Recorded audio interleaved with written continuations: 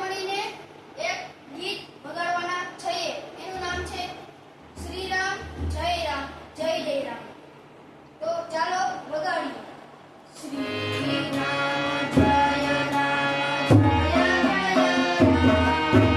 Shri Ram Jay Ram Jay Jay Ram.